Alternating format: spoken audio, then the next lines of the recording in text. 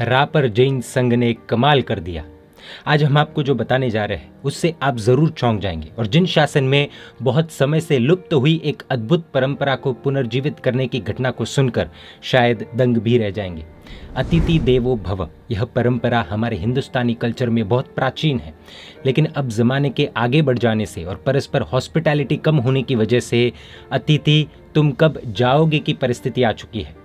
लेकिन इसी ज़माने में कच्छ में आए रापर गांव में अध्यात्म योगी परम पूजा आचार्य भगवान श्रीमद विजय कला पूर्ण सुरेश्वर जी महाराज साहब के समुदाय के महात्मा पूज्य मुनिराज श्री कृतदर्शी विजय जी महाराज साहब का चातुर्मास चल रहा है और 60 से 70 घर वाले संघ के इस गांव में लगभग 34 सिद्धि तप चल रहे हैं।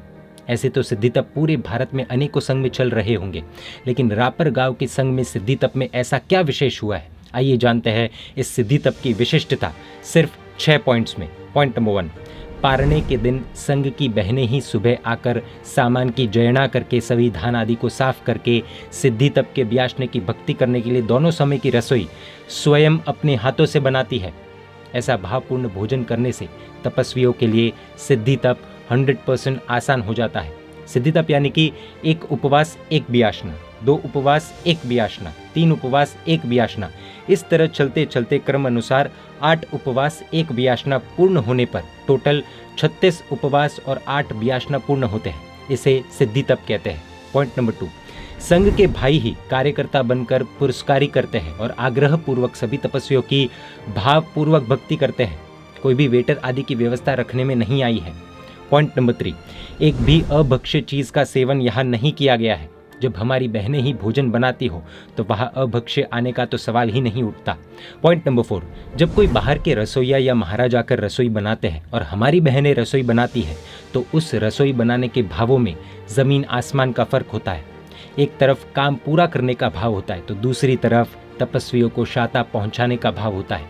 हमें अगर कोई होटल में डेली खाना खाने को बोले तो शायद हम नहीं खा पाएंगे, क्योंकि आखिर घर घर होता है।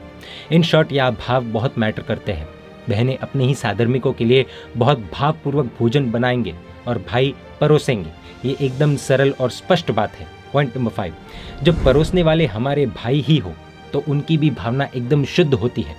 भाव से बनाया हुआ भोजन और परोसा हुआ भोजन 100 रोगों की एक दवा के समान होता है।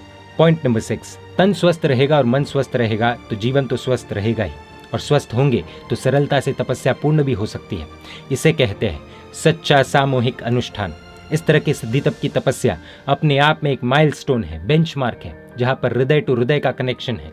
साधर्मिक भक्ति का सर्वोच्च उदाहरण रापर कच्छ संघ ने स्थापित किया है।